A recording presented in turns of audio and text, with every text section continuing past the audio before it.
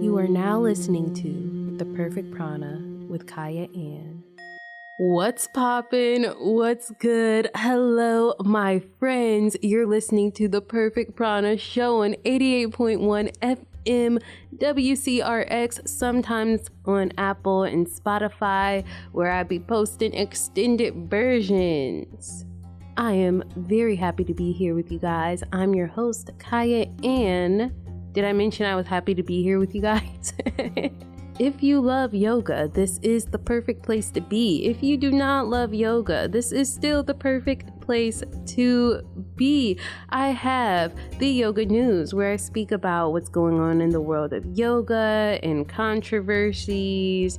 Yoga Heals, where I bring on a special guest and we discuss the topic of yoga and their practice, usually a yoga teacher, and the weekly wellness challenge, where we do something every week for our own wellness. But before we get into all of that, let's center ourselves. You know the drill, or if you don't know the drill, then here's the drill. It doesn't matter where you're at.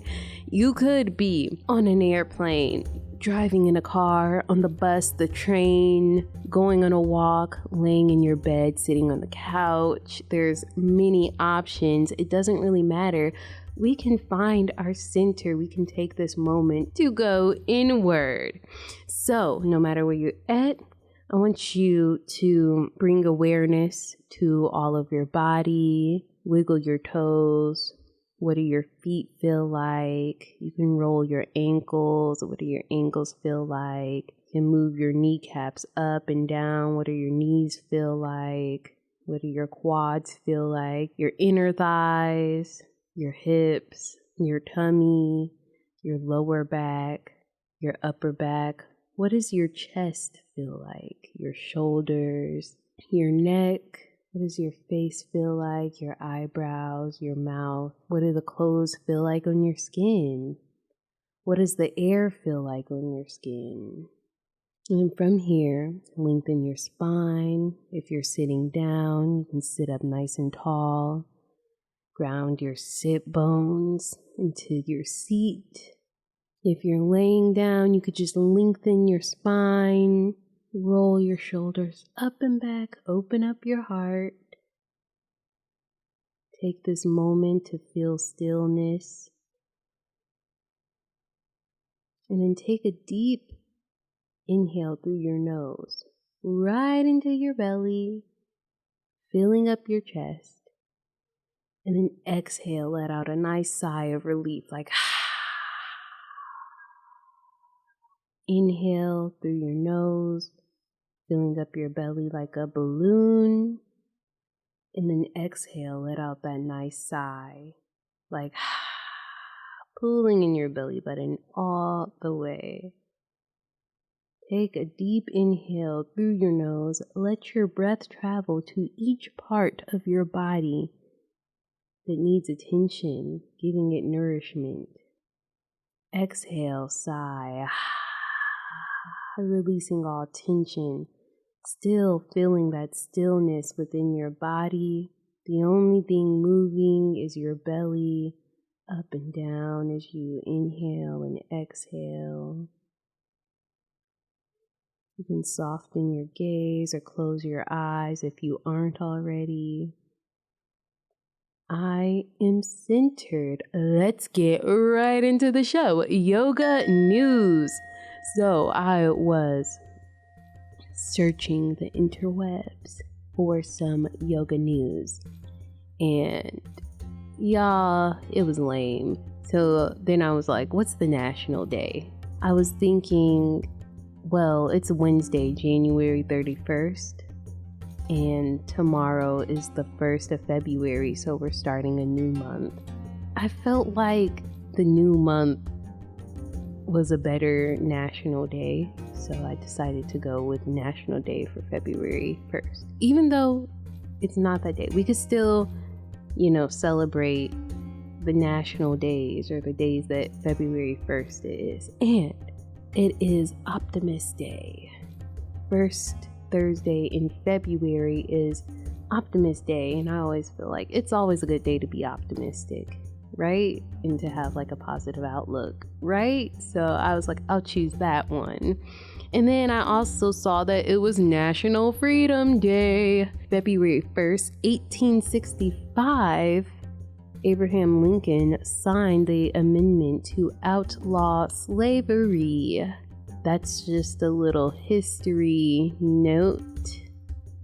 The genocide that has never been corrected. But, you know, I guess this is good. I'm glad that things changed. Anyway, okay, so I know you're probably thinking it's National Freedom Day. Okay, it's Optimistic Day.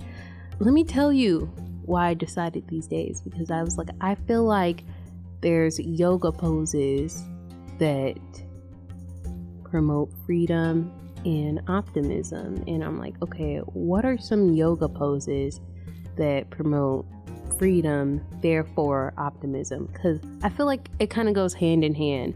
When I feel free, I feel like optimistic about what's to come. Like I'm free for anything. Like I'm free from whatever is plaguing me. I'm free from whatever is getting on my nerves. Let's just see what's next. Like that's how I feel when I think of freedom. And I'm sure that a lot of people feel like that and have felt like that, especially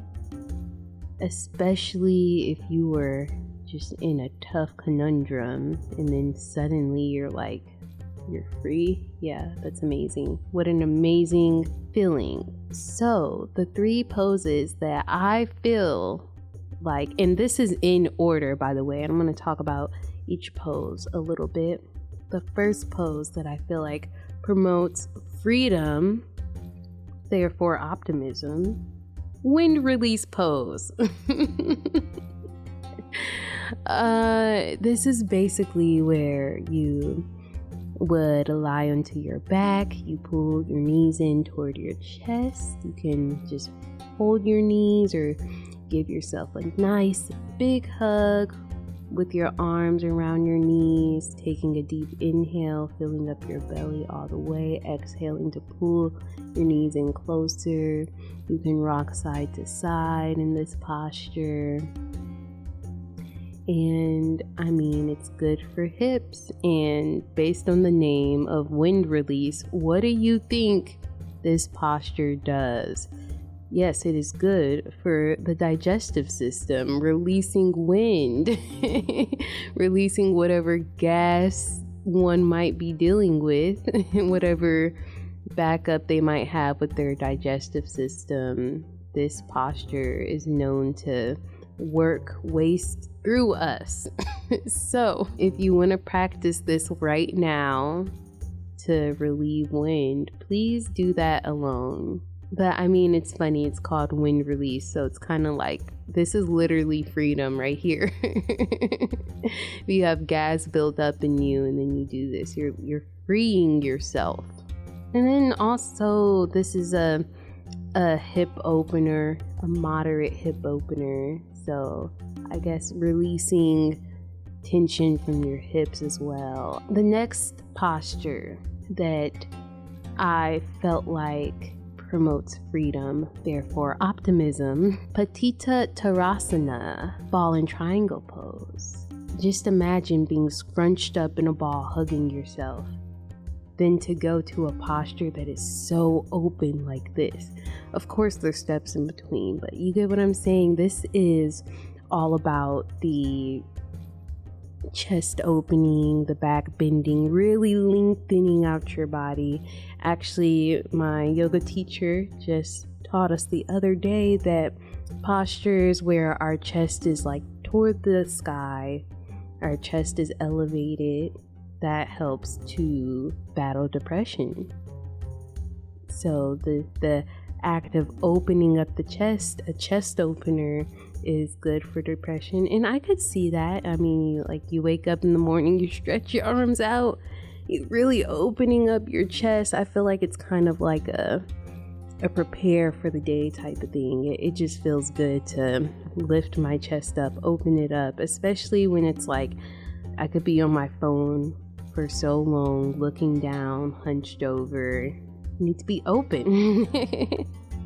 But no, seriously, I'm like, imagine being all closed up, then you go to a posture like this that is so freeing. I did this the other day when I was watching a YouTube video. She had us do this. Basically, we started in down dog, pressed through our palms, especially our thumbs and our index finger.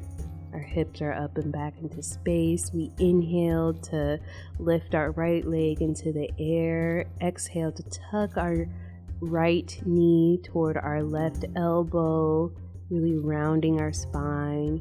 We placed our foot down and we opened our heart toward the sky, floating our left hand into the air.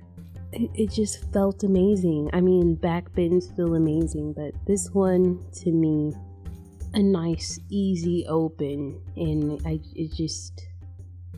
you feel beautiful when you're doing this. When you're just so open, it's just such a graceful pose, but really just like freeing the front of our bodies, basically. Really just opening up. Yeah. Freedom, optimism. You kind of feel a little strong and confident. Creativity is something that is associated with this pose, but definitely, again, the thought of like opening up more, people might associate like the heart chakra with this the most. So I like how this feels. Again, I'll probably post what I'm talking about along with what I just said, because not everybody, you might not be able to picture in your head what I'm talking about. So I'll post it on Instagram at consistently Kyah, consistently spelled with a K, Kyah spelled Kyah, and I'll post like a visual for that. And the last posture that I felt like promotes freedom, therefore optimism, Ananda Balasana, happy baby pose. And Ananda means happy or bliss in Sanskrit. Ananda and optimism, it goes together. If you feel free, you feel happy, right?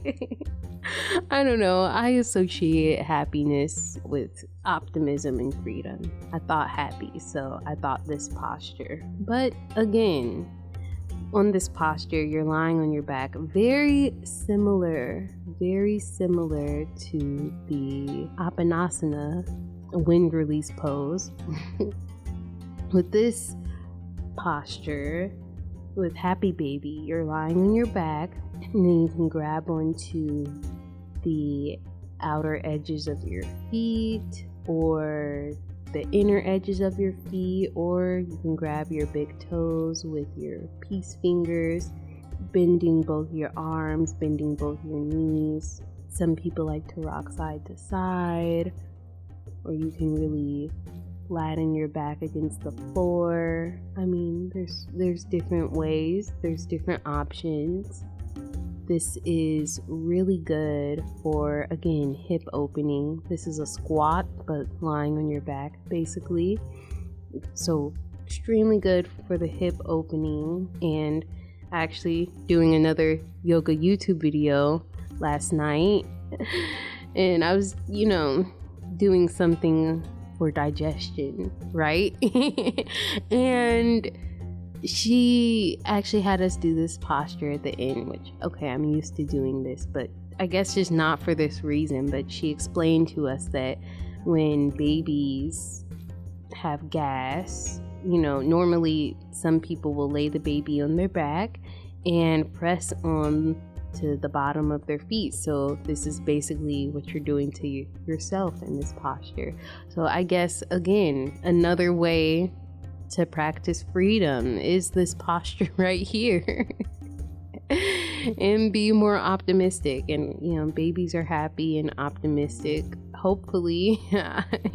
I mean, children are, or they can be, or they should be. I don't know, whatever. Anyways, this was the last posture that I was like, if I wanted to promote freedom and optimism, and I made that the theme of my class, I would include these 3 postures in my class intentionally. So yay to it being Black History Month and National Freedom Day, and also the 1st is Optimistic Day, which is pretty cool because it's like a new month. We're optimistic. So my personal yoga news, what's going on with me and yoga, how we doing? I forgot to tell you guys in the last episode about something I was really excited and happy about. I mean, it's irrelevant, but I'm celebrating myself, so I don't care. Whatever. Anyways, I'm just gonna tell you guys, literally last semester, I was registering for classes and I had to choose an elective, and of course I'm like, you know what, I want my elective to be yoga, and the classes were all filled up and I had to jump through hoops. I mean, emailing the chair, emailing my advisor, emailing all the teachers and being like, look, I really want to get into this yoga class, like, what can we do? And I just was meeting all dead ends. Luckily, a spot opened up for me and I got into that yoga class this semester at Columbia College and as my elective, and I couldn't be happier. More yoga. Yeah, so I had to share the good news with you guys. Kind of reminds me of teacher training again. I'm glad that I'm in the space to learn more so I can just become better for everybody else. Yes. On to the next thing I wanted to talk about. 2 Saturdays from now, February 17th, I will be teaching the community class at Yoga View on North Elston. So if you want to come practice yoga with me and all that jazz, then it's a free class. So, if you're in the Chicago area and you're looking for something to do on Saturday, 2 to 3, please, that would be very cool. I had a yoga class today and my teacher was speaking of the path to enlightenment, which I've learned a lot about, but I'm going to keep learning about. And something that stood out to me was that we're constantly moving up and down the path throughout life. And I mean, again, there's a lot to the path. It's like the 8 limbs of yoga. Like, we're doing all this stuff to reach enlightenment. We're doing this breath work. We're doing these postures. We're studying. We're reading. We're studying ourselves. We're checking in with our moral code, the things that we do to others, to ourselves, etc. We're doing all of this stuff to reach enlightenment. Something that stuck out to me was that we're constantly moving on this path up and down, away, so I don't know, that just stuck out to me, and it's just a reminder. I don't know who needs to hear that. Progress is not linear. You're gonna diverge, then you're gonna come back, and all that good stuff. It was just a reminder. That's what was kind of just on my mind just now. Yeah, that's all I have to say for this section. Anyways, Yoga Hills. This week's guest is Columbia College's own. Is Shaker Comia, George Comia, Shaker, George. He has multiple names. And hopefully I'm saying his last name right, but he's cool. He gets the deal. Columbia College's own Shaker is a 500-hour registered yoga teacher with the Yoga Teacher Alliance. And George also has 25 years of practice and training under his belt, so he's very well versed. He does this.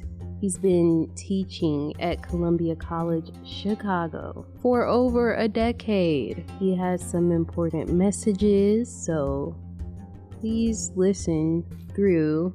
I'm so glad that he gave me time and took the time to come onto my show, because the struggle is real. By the way, if you're a yoga teacher, please let me know if you'd like to be a guest on my show. But that being said, let's just get into the interview. Hey George, thank you so much for coming on to my show. I'm really happy to have one of Columbia College's own teachers actually on my show.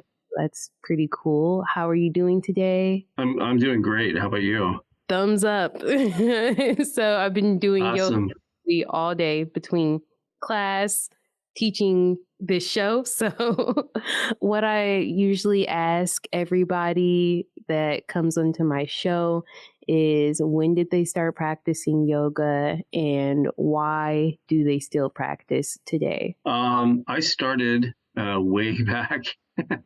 I'm going to date myself now. I started back in 1988. It was my freshman year at University of Arizona, and I took a class with some friends of mine called Hindu Mysticism. And it was like we all took it because we all had gone to high school together, and we thought we'd do one class together that would be really fun at the end of the school day. And so we all took it for that reason, kind of just to have some fun. And it was a philosophy class in the philosophy department based on Hinduism and teaching about Hinduism. And yoga practice, comes out of that tradition. So we did mainly talked about the philosophy and the understanding of the aspects of the theology behind Hinduism and the religion itself. But then we started to do some asana practice, which is a physical practice in yoga and one of the 8 limbs of yoga. So I started there and I just was hooked from that point on. My friends, they enjoyed it, and I'm still friends with all of them, but they do it periodically. They're not as connected as I am with the practice still to this day. Why do you still practice today? Why do I still practice today? Oh, for probably so many reasons that it would take me a whole hour to discuss them all here with you. The main ones are that it's really helped me as the term yoga is a reference to connecting your mind, body, and spirit together, centering them all, right? So that's what it does for me, still to this day on a regular basis. And I am very fortunate that I get to teach this practice, this beautiful ancient practice, and I get to share it with other creatives like myself and help them hopefully start a lifelong journey as I have. I really find it interesting that you kind of started off with the study of yoga and like the philosophy behind it versus most of us, including myself, kind of just started off, just taking a yoga class here or there and just doing these postures and breathing in. So, I mean, that's like honestly such a different story. An unexpected one too. I guess my next question for you was, do you have any philosophies that you just have formed over the years? I mean, just in general for yourself or even from your practice? That's where I started, as the story I just told you. But my journey has been very tangential. So it's gone off on a lot of different paths, right? So I started with that class in studying the Hindu religion and the philosophies associated with it and the practices and the rituals with that. But I started to really, I've always been interested in philosophy and theology. And I started to learn about a practice and really more philosophy than a religion. There is a religion associated with it, but it's called Taoism. And it's the symbol that is kind of representational of it that a lot of people know. Most everybody knows the symbol. It's called the Tai Chi. It's the yin and the yang. Tai Chi means balanced energy. That symbol is representative of this philosophy. Well, Taoism actually has its own style of yoga as well, called Tao Yin. And now it's commonly known as Yin Yoga. And really what we practice now in Yin Yoga is really a culmination of like the Taoist style called Dayin, and Hatha yoga, which is the Indian practice, and it's really kind of an amalgamation of both. So I started to delve into that, and I was doing both of these practices at the same time and finding the connection between them and also the diversity between them as well. But it's not as well known or practiced. Now, the other forms that of body movement and body arts and in healing movement that has come out of Taoism is more commonly, people know Tai Chi, and another one called Qigong, and another practice, and Kung Fu.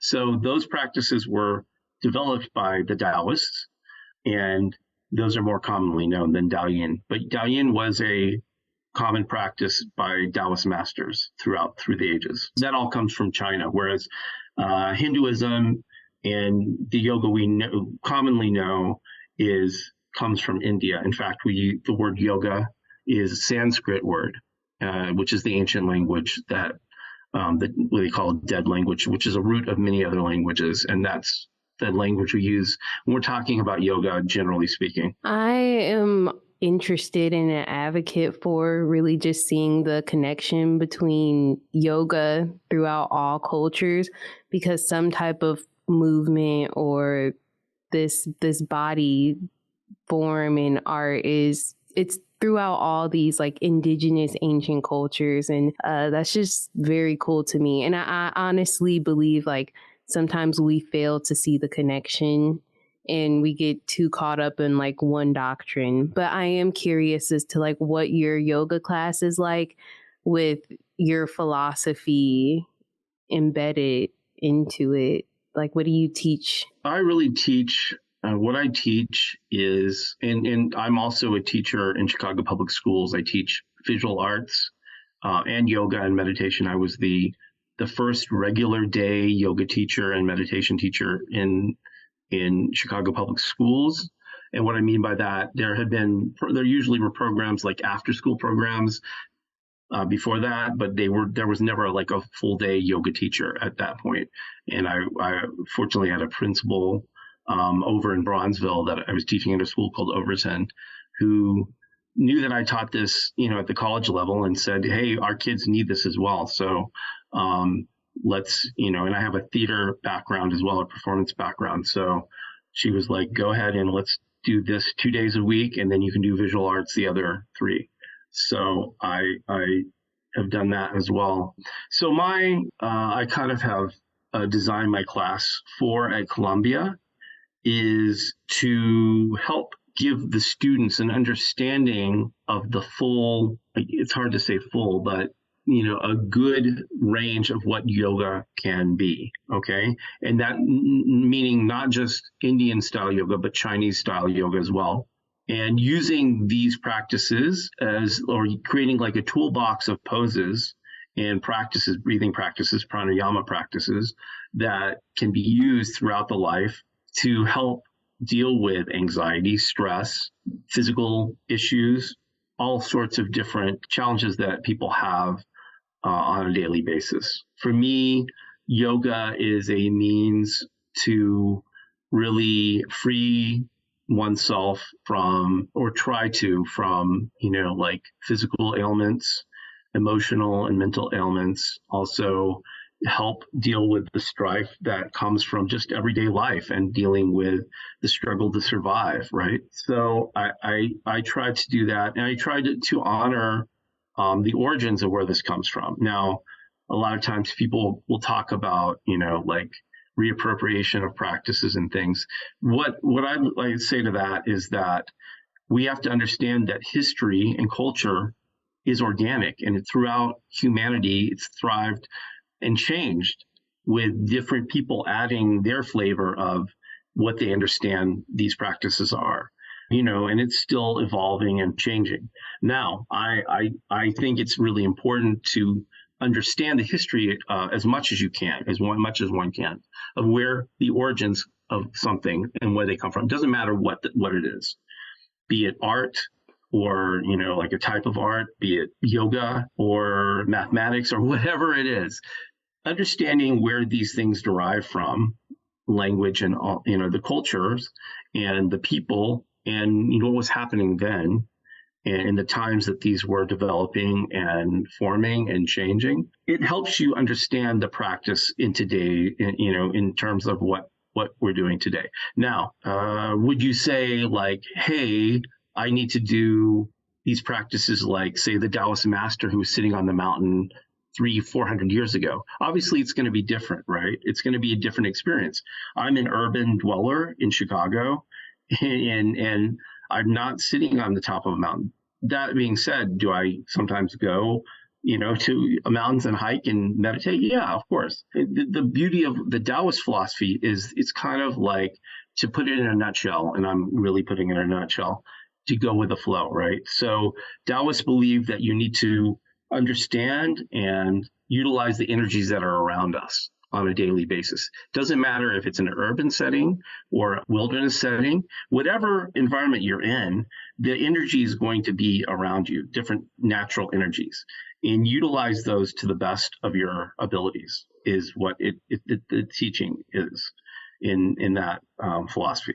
So I kind of try to utilize that for my own benefit and my own understanding of how I live my life. Try to just honor these practices in the context I'm in. Thank you. I mean, that is definitely something to know, is to just be able to go with the flow. And I mean, literally, but really figuratively, just being more flexible with the practice and with why people practice, when they practice, the poses they practice, the sequence they practice them in. Everybody's different and discovers it in different ways. So there's freedom, but as long as we're practicing is like the most important thing, like we're practicing something. What I wanted to ask you was, being that your philosophy is so related to balance between forces and energies and whatnot. I remember you mentioning that. What is something that you're currently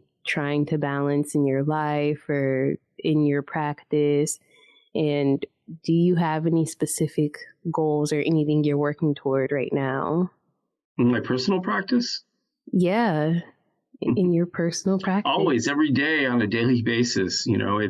It's managing how to deal with, because I have multiple jobs and I have some rental properties and I have a lot of friends and family that I like to spend time with and, need attention. So, it's just the day-to-day kind of trying to use my yoga practice, my breathing techniques that I've learned, and to just be the best person I can on a daily basis, to maintain my health and to kind of mitigate the ravages of gravity on the body and the different toxins that we breathe and, that we all come into contact with, and just try to live a very balanced life as much as I can. I think a lot of times when people start this practice, and it's funny because I'm going to kind of go off a little bit, I've seen quite a drastic change in how yoga is kind of consumed in this country from when I started till now.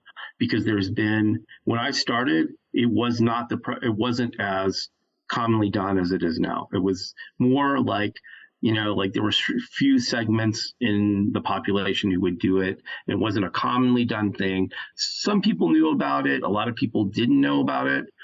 And, I started at a time when it wasn't common, it wasn't something that was a common practice for people to do. There had been different kind of periods in the 1900s that actually had been practiced a little bit, but not to the extent that it is now. And it's amazing because, and I don't want to give dates because I've forgotten the date, but one of the first places that yoga had been brought to this country, and if I'm not mistaken, it might have been the first on a bigger scale. The first places in the United States. Oh, I'll let you guess. Where do you think that was?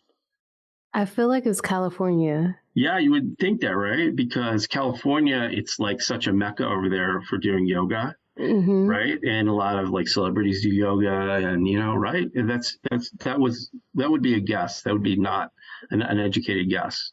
Guess again. Okay, you got me. You have to tell me. You maybe you can get it. Okay. Somewhere that you probably know very well. Is it where we're at? Is it Yes, yes. Chicago? Ding, ding, ding, ding. Chicago. It was the World's Fair, and I can't give you the exact date, but a man named Yogananda came here, was brought here by there were some groups who were kind of like interested in world culture, because the World's Fair was basically what that was about. It was about bringing culture from all over the world, right? And so one group was interested in the study and the practice of yoga, because they'd heard about it. The English had occupied India, and so a lot of yoga had gone over there as well, just because people who traveled to India from England and then back.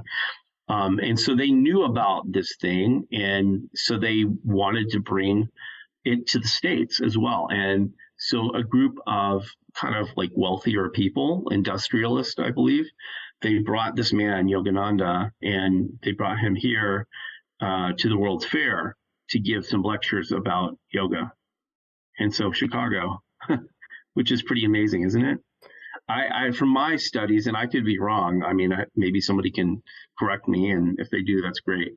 But I'm pretty sure that was the first place that it was really brought, was here in the United States, and was in Chicago, to the World's Fair. The more you know. That was so interesting. I mean, I would have never I guess I did, but still, I was like, not California. I truly believe that, though. We need any ounce of yoga and any ounce of culture we can get. The West and America has been at a cultural deficit.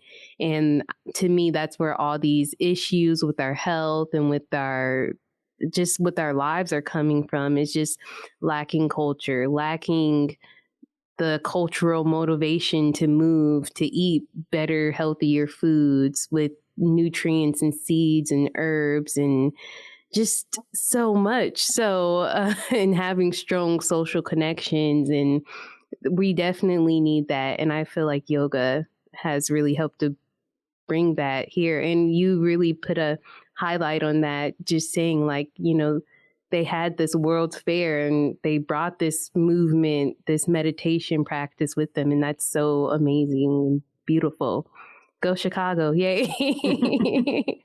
But before we go, what I ask all my guests to do is just lead us through a quick pranayama practice. So it could be of your choice. So, sure. Yeah. Pranayama is, have you discussed it with your listeners as well? Yeah, but like repetition is the father of learning. So pranayama is basically is a breathing techniques in yoga, in the physical practice of asana yoga, and it is linked a lot with. And one thing I just want to clarify: so when you do asana practice, the yoga physical practice of yoga, a lot of times people are like, well, when are we going to do meditation? Asana practice, every pose you do, every movement you do is a meditation in and of itself. Okay, so. This is so breathing is the most basic aspect of that, and it's real quick. Think about what a body needs, a human needs to survive in this world on Earth, right? Maybe 4 weeks without food, if you're lucky. Maybe 3 to maybe 5 days without water, right? Without air, maybe 10 minutes. So breathing is an essential aspect for everybody on this planet. And these techniques will help you get the most utilization of what the nourishment breath gives, right? So let's start by just sitting wherever we're sitting and just really aligning or extending our spine up through the crown of the head. We're going to roll the shoulders back and move them down. And so what this is doing is it's opening the chest up to give us the most space to really inhale as deeply as we can. And we're going to do a technique known as Ujjayi breathing or Ujjayi breathing. We're going to breathe through the nose to the abdomen and then up into the chest. So for a moment, close the eyes and then start breathing through the nose, slow and steady, and fill the abdomen first and then bring it up into the chest. And then when you are ready, exhaling from the chest to the abdomen, out the nose. Do not be afraid to let the breath make noise. This breath is known as, some people call it ocean breath. It could be sound somewhat like snoring. So breathing deeply through the nose, along the back of the throat, down into the abdomen, and then up into the chest. Exhaling from the chest to the abdomen, out the nose. Thank you so much, George, or actually Shaker. I said so.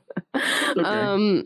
No, I They're really, both my names, so I know. I go by both. I really appreciate you being able to come on my show this evening. It was so last minute, but I'm so glad that you could do it. Thank And you. I will also put your website in the show notes. So, that'd be great. Thank you. And ask the listeners to promote having yoga classes at Columbia, because there have been attempts to kind of diminish in the classes at Columbia, and we really need the students need to come forward and kind of if they want it, to talk about how important it is to them, or has been to them, and would be to them. To the administration. Most definitely. This is the college radio station. I'm in the communications program, so I definitely want to communicate to everybody to keep yoga at Columbia and make sure there's enough of it.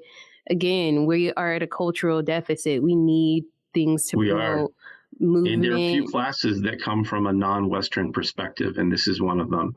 And if Columbia is really intent on being diverse in thought and experience, that yoga should be a main class that they're promoting and keeping going. No, I'm in total agreement. How do you like to end your class? Oh, yeah. I just say namaste and many blessings. Namaste and many blessings. Thank you so much. Weekly Wellness Challenge. Last week's challenge, Ahimsa, it was all about non-violence, non-harming, and I was asking myself, how can I make this into a challenge? And I decided just to do one action intentionally during the week that is the opposite of harming. So healing, nourishing, repairing. Something that you feel like repairs you, nourishes you, heals you. You get the gist. Does the opposite of harm you.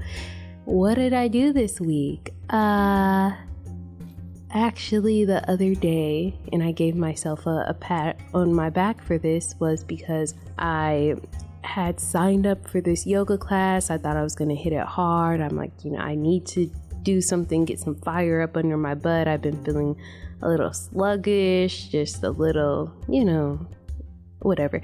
So I was doing the class and it was really hard. It was a lot of movement, just very dynamic. It was very challenging. And I decided halfway through the class that it was too challenging for me at that moment. I feel like I was feeling bloated, feeling fatigued, heavy, and I was just thought to myself, man, this does not feel good.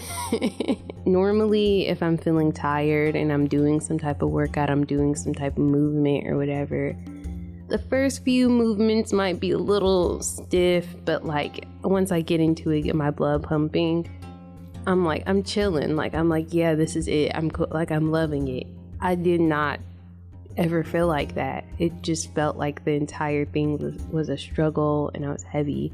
So instead, what I did, and I feel like this is something that helped repair me, was I looked up a yoga YouTube video that helps with bloating, and I did that instead. It was way more relaxed, way more calm, and it was what I needed for that time period. And yeah, that was what I did.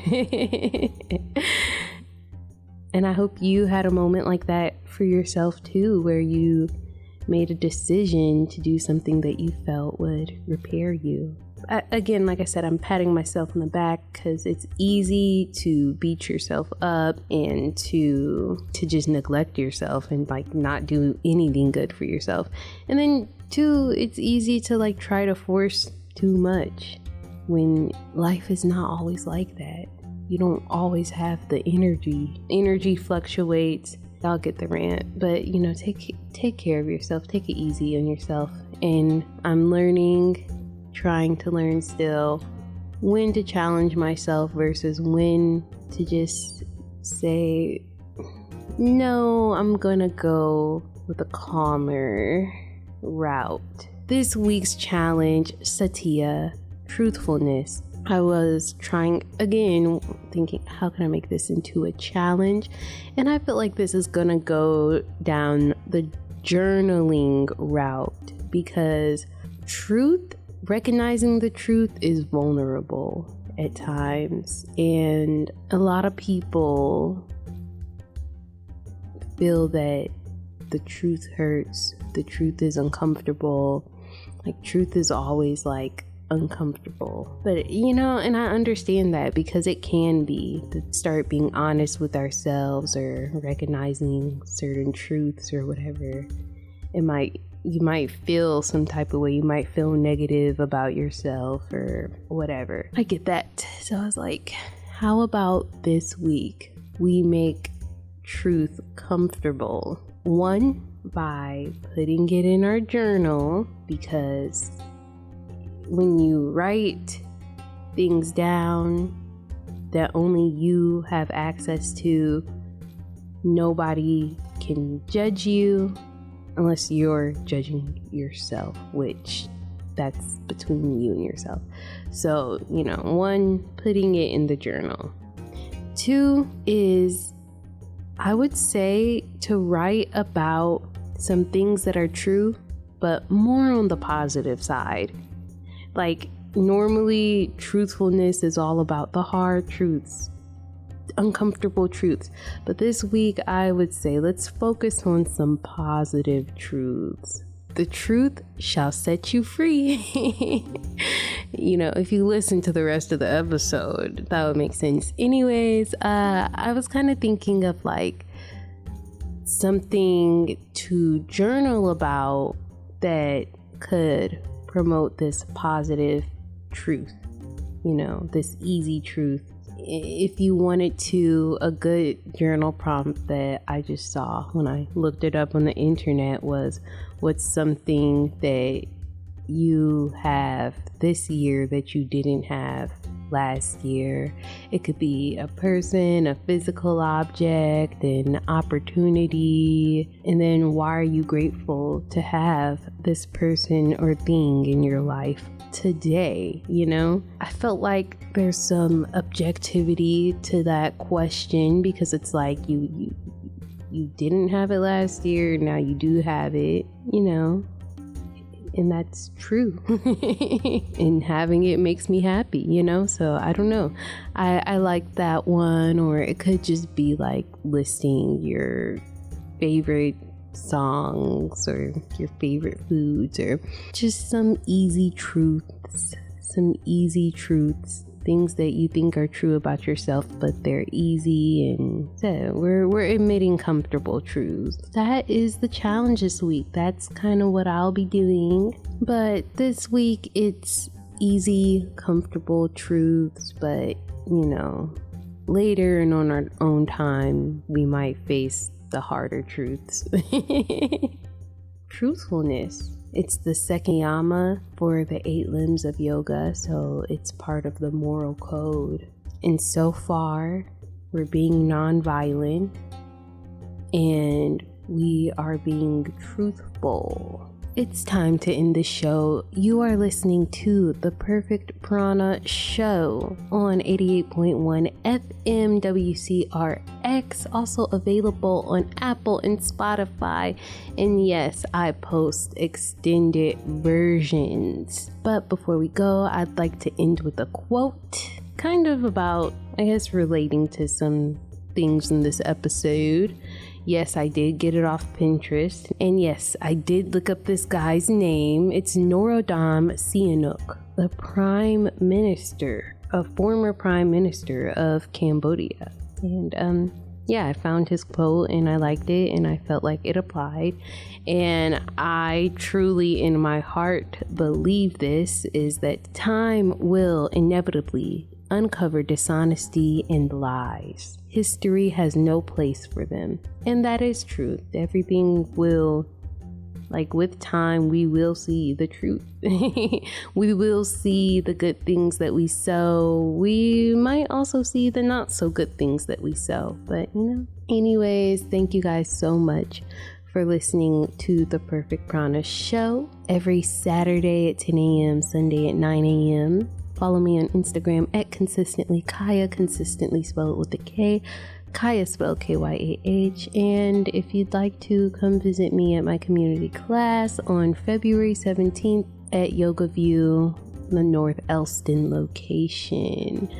All right, guys, with that being said, may the light and darkness within me bow to the light and darkness within you. Namaste.